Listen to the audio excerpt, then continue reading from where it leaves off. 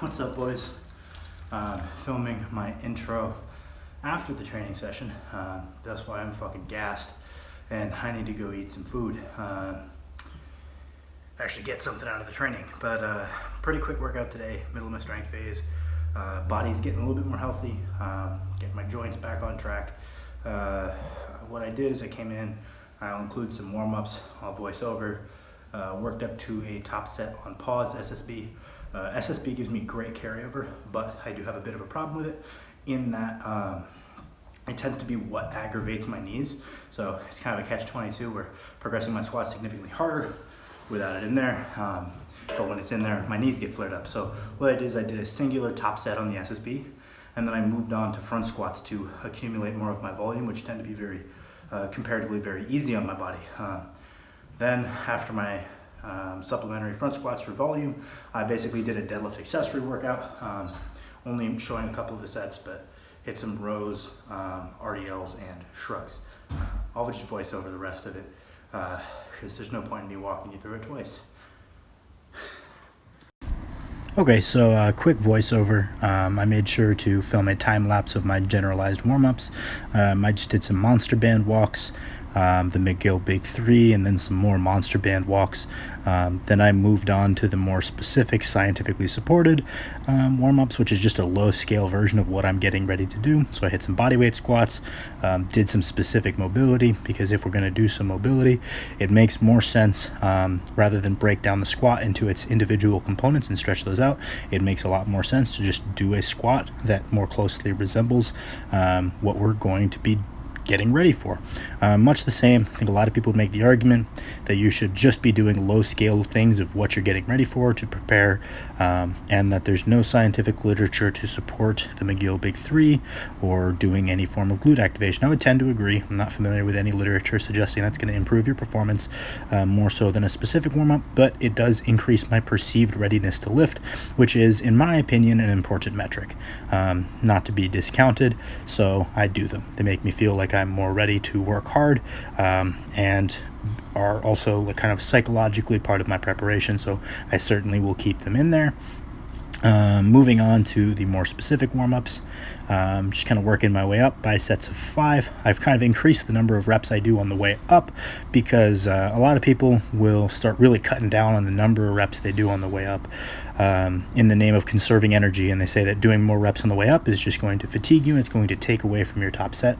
And I'm sure for some people that is the case, but in my specific case, I would much rather make it to my top set and be a little bit fatigued but be fully warmed up, as opposed to making it to my top set unfatigued but not fully warmed up. I tend to perform a lot better with a little fatigue but truly warm than I do with like having conserved energy. So erring on the side of caution, taking 5s all the way up. Worst case scenario, I just get in 1 or 2 sets that could be considered work sets on the way up.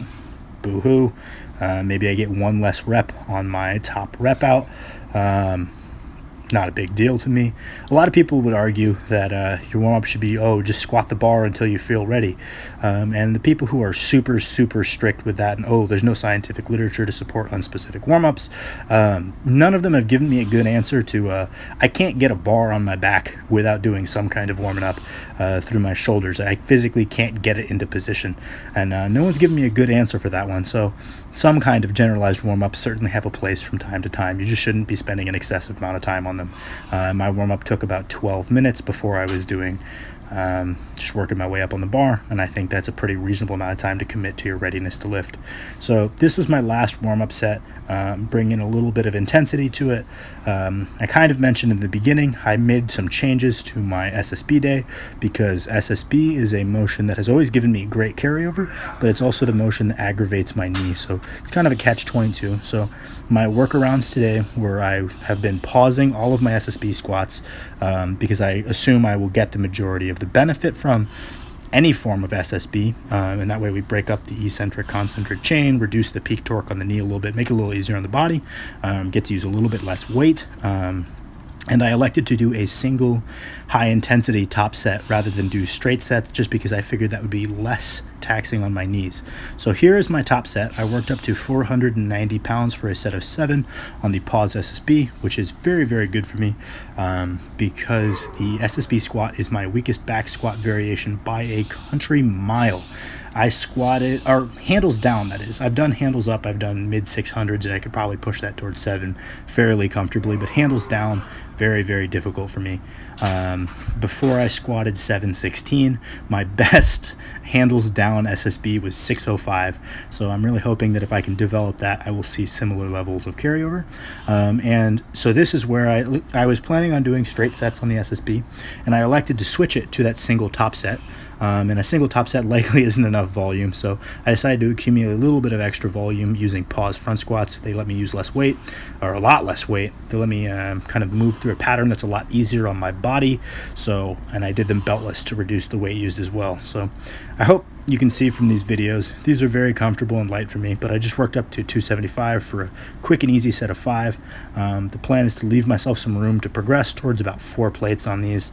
Hopefully I'll keep them in the program, because I find that having front squats present in my program somewhere is very helpful, both for my deadlift because they challenge my upper spinal erectors, my thoracic extensors, which is something a lot of people struggle with in the deadlift, but for some reason don't want to front squat. And a lot of people talk shit about the front squat because they're like, oh, it's not heavy enough to develop your quads significantly and carry over to your squat. Well, maybe some people are doing it not to develop their squat, but to develop their deadlift. Maybe it's not for the quads, maybe it's for the mid spinal erectors, maybe it's to challenge the core, right? So I think it has a time and place, and it can certainly be a very good exercise.